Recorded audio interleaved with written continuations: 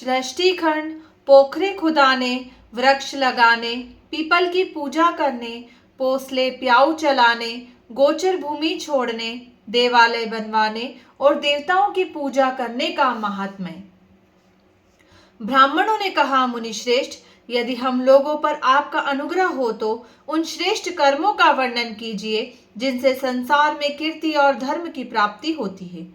व्यास जी ने कहा, जिसके खुदवाए हुए पोखरे में अथवा वन में गोए 1 मास या 7 दिनों तक तृप्त रहती है, वह पवित्र होकर संपूर्ण देवताओं द्वारा पूजित होता है। विशेषतः प्रतिष्ठा के द्वारा पवित्र हुई पोखरे की जल का दान करने से जो फल होता है वह सब सुनो। पोखरे में जब मेघ वर्षा करता है उस समय जल के जितने छींटे उछलते हैं उतने ही 1000 वर्ष तक पोखरा बनवाने वाला मनुष्य स्वर्गलोक का सुख भोगता है। जल से खेती पकती है जिससे मनुष्य को प्रसन्नता होती है। जल के बिना प्राणों का धारण करना असंभव है। पितरों का तर्पण, शौच, सुंदर रूप और दुर्गंध का नाश, ये सब जल पर ही निर्भर है। इस जगत में संग्रह किए हुए संपूर्ण बीजों का आधार जल ही है। कपड़े धोना और बर्तनों को मांझ धोकर चमकीला बनाना भी जल के ही अधीन है। इससे प्रत्येक कार्य में जल को पवित्र माना गया है। अतः सब प्रकार से प्रयत्न करके सारा बल और सारा धन लगाकर बावली, कुआं तथा पोखरा बनवाने चाहिए। जो निर्जल प्रदेश में जलाशय बनवाता है उसे प्रतिदिन इतना पुण्य प्राप्त होता है जिससे वह एक एक दिन के पुण्य के बदले एक एक कल्प तक स्वर्ग में निवास करता है। जो पुरुष प्रतिदिन दूसरों के उपकार के लिए 4 हाथ कुआं खोदता है वह एक एक वर्ष के पुण्य का एक एक कल्प तक स्वर्ग में रहकर उपभोग करता है। जलाशय बनाने का उपदेश देने वाले को 1 करोड़ वर्षों तक स्वर्ग का निवास प्राप्त होता है तथा जो स्वयं जलाशय बनवाता है उसका पुण्य अक्षय होता है। पूर्व काल की बात है, किसी धनी के पुत्र ने एक विख्यात जलाशय का निर्माण कराया जिसमें उसने 10,000 सोने की मोहरें व्यय की थी। धनी ने अपनी पूरी शक्ति लगाकर प्राणपण से चेष्टा करके बड़ी श्रद्धा के साथ संपूर्ण प्राणियों के उपकार के लिए वह कल्याणमय जलाशय तैयार कराया था। कुछ काल के पश्चात वह निर्धन हो गया। उसके बाद एक दूसरा धनी उसके बनवाए हुए जलाशय का मूल्य देने को उद्धत हुआ और कहा, मैं इस जलाशय के लिए 10,000 स्वर्ण मुद्राएं दूंगा। इसे खुदवाने का पुण्य तो तुम्हें मिल ही चुका है। मैं केवल मूल्य देकर इसके ऊपर अपना अधिकार करना चाहता हूँ। यदि तुम्हें लाभ जान पड़े तो मेरा प्रस्ताव स्वीकार करो। धनी के ऐसा कहने पर जलाशय निर्माण कराने वाले उसे इस प्रकार उत्तर दिया, भाई 10,000 पुण्य फल तो इस जलाशय से मुझे रोज ही प्राप्त होता है। पुण्यवेताओं ने जलाशय निर्माण का ऐसा ही पुण्य माना है। इस निर्जल प्रदेश में मैंने यह कल्याणमय सरोवर निर्माण कराया है। इसमें सब लोग अपनी इच्छा के अनुसार स्नान और जलपान आदि कार्य करते हैं। उसकी यह बात सुनकर लोगों ने खूब हंसी उड़ाई। तब वह लज्जा से पीड़ित होकर बोला, हमारी यह बात सच है। विश्वास न हो तो धर्मानुसार इसकी परीक्षा कर लो। धनी ने ईर्ष्यापूर्वक कहा, बाबू मेरी बात सुनो। मैं पहले तुम्हें 10,000 स्वर्ण मुद्राएं देता हूं। इसके बाद में पत्थर लाकर तुम्हारे जलाशय में डालूंगा। पत्थर स्वाभाविक ही पानी में डूब जाएगा। फिर यदि वह समय अनुसार पानी के ऊपर आकर तैरने लगेगा तो मेरा रुपया मारा जाएगा, नहीं तो इस जलाशय पर धर्मतः मेरा अधिकार हो जाएगा। जलाशय बनवाने वाले बहुत अच्छा कहकर उससे 10,000 मुद्राएं ले ली और अपने घर को चल दिया। धनी ने कई गवाह बुलाकर उनके सामने उस महान जलाशय में पत्थर गिराया। उसके इस कार्य को मनुष्यों, देवता और असुरों ने भी देखा। तब धर्म के साक्षी ने धर्मतूला पर 10,000 स्वर्ण मुद्राएं और जलाशय के जल को तोला, किंतु वे मुद्राएं जलाशय से होने वाले एक दिन के जल दान की भी तुलना न कर सकी। अपने धन को व्यर्थ जाते देख धनी के हृदय को बड़ा दुख हुआ। दूसरे दिन वह पत्थर भी द्वीप की भांति जल के ऊपर तैरने लगा। यह देख लोगों में बड़ा कोलाहल मचा। इस अद्भुत घटना की बात सुनकर धनी और जलाशय का स्वामी दोनों ही प्रसन्नता पूर्वक वहां आए। पत्थरों को उस अवस्था में देख धनी ने अपनी 10,000 मुद्राएं उसी की मान ली। तत्पश्चात जलाशय के स्वामी ने ही वह पत्थर उठाकर दूर फेंक दिया। नष्ट होते हुए जलाशय को पुनः खुदवाकर उसका उद्धार करने से जो पुण्य होता है, उसके द्वारा मनुष्य स्वर्ग में निवास करता है तथा प्रत्येक जन्म में वह शांत और सुखी होता है। अपने गोत्र के मनुष्य, माता के कुटुंबी, राजा, सगे संबंधी, मित्र और उपकारी पुरुषों के लिए खुदवाए हुए जलाशय का जीर्णोद्धार करने से अक्षय फल की प्राप्ति होती है। तपस्वियों, अनाथ और विशेषतः ब्राह्मणों के लिए जलाशय खुदवाने से भी मनुष्य अक्षय स्वर्ग का सुख भोगता है।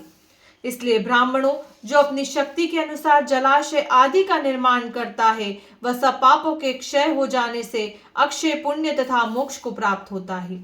जो धार्मिक पुरुष लोक में इस महान धर्ममय उपाख्यान को सुनाता है, उसे सब प्रकार के जलाशय दान करने का फल होता है।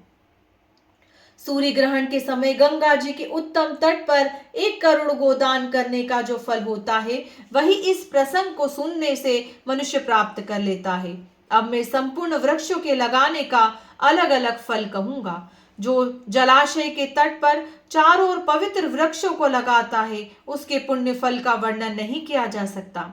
अन्य स्थानों में वृक्ष लगाने से जो फल प्राप्त होता है, जल के समीप लगाने पर उसकी अपेक्षा करोड़ों गुना अधिक फल होता है। अपने बनवाए हुए पोखरे के किनारे वृक्ष लगाने वाला मनुष्य अनंत फल का भागी होता है। जलाशय के समीप पीपल का वृक्ष लगाकर मनुष्य जिस फल को प्राप्त करता है, वह सैकड़ों यज्ञों से भी नहीं मिल सकता।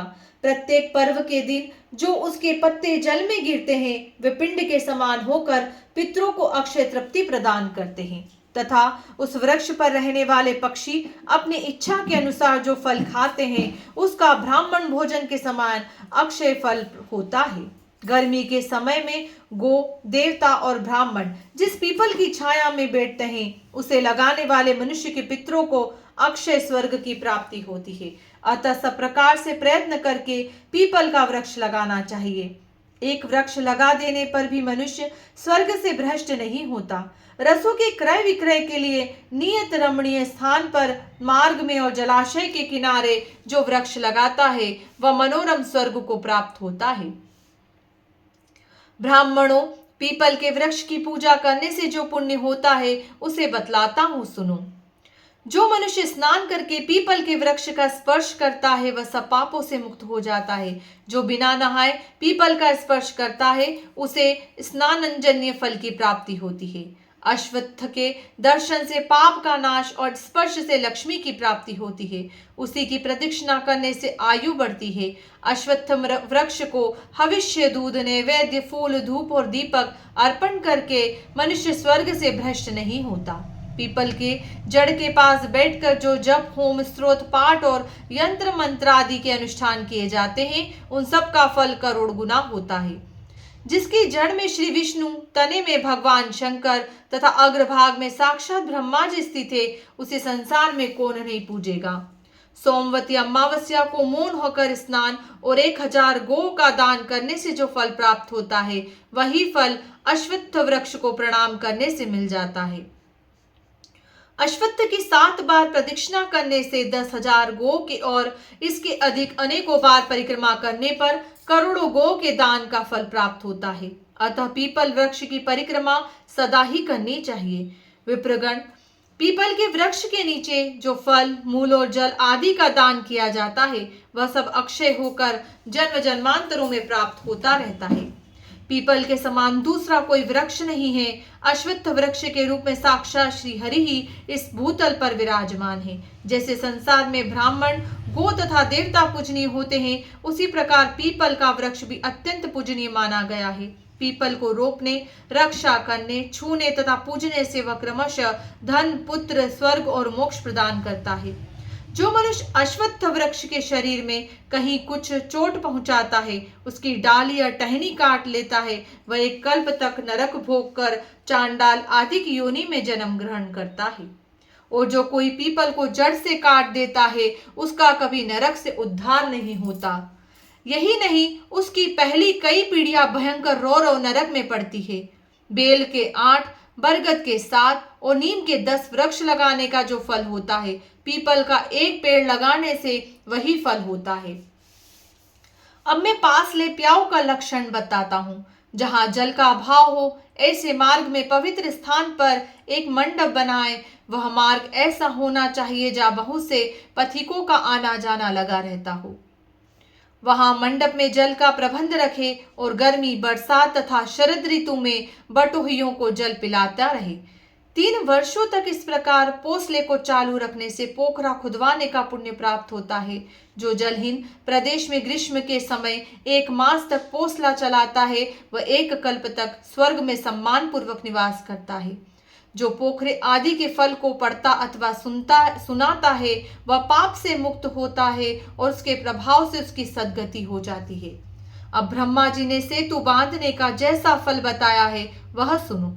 जहाँ का मार्ग दुर्गम हो, दुस्तर कीचड़ से भरा हो तथा जो प्रचुर कंटकों से अकीर्ण हो, वहां पुल बंधवा कर मनुष्य पवित्र हो जाता है तथा देवत्व को प्राप्त होता है।